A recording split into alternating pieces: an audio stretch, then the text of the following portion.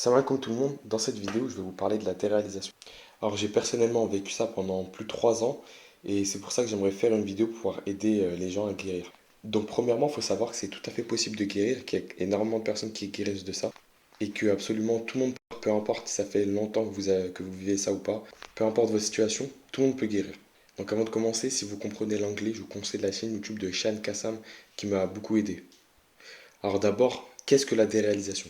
Donc la déréalisation, comme je l'explique souvent, c'est un symptôme du stress et de l'anxiété. Donc quand on a de la déréalisation, en fait, notre corps est constamment en mode alerte et se sent constamment en danger. Donc les symptômes de la déréalisation sont nombreux et donc je ne vais pas pouvoir tous les citer, mais si tu as l'impression d'être dans un rêve, d'être à l'extérieur de ton corps, de vivre à travers une vitre ou un écran, et que tout ce qui t'entoure est faux, tu as probablement de la déréalisation. Donc il y a énormément d'autres symptômes qui peuvent venir avec la déréalisation comme une alternation de l'audition, des difficultés à ressentir certaines émotions. Mais en gros, sache que si tu ressens des choses que tu ne ressentais pas avant, c'est sûrement dû à ça, il ne faut pas t'inquiéter. Donc comment guérir de la déréalisation? Donc la première chose à faire, c'est de ne pas la laisser prendre de la place. Ce que je veux dire par là, c'est qu'il ne faut pas s'arrêter de vivre. Il ne faut pas s'arrêter de vivre et arrêter ses habitudes, même si ça peut être très difficile au début.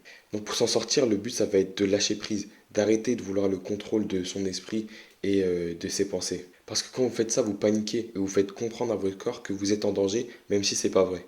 Et pour faire le contraire et rassurer votre corps, vous devez vivre malgré la déréalisation. Il faut apprécier la vie malgré sa présence et limite apprécier la déréalisation. Pour guérir, vous devez atteindre un état où la déréalisation ne vous dérange absolument pas, au contraire. Vous devez l'embrasser complètement et pour ça, il faut continuer de vivre, de sortir, de vous exposer progressivement s'il le faut à la déréalisation.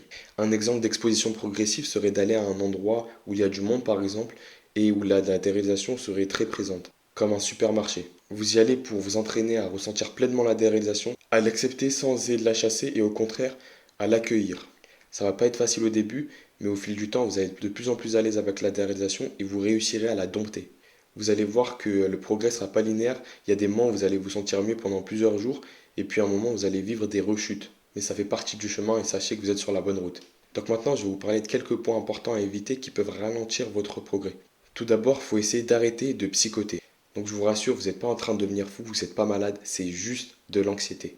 Toutes ces pensées sont générées que par le stress et l'anxiété. Donc lâchez prise et arrêtez d'essayer de les contrôler. Car vos pensées ne vous représentent pas, ce sont juste des pensées.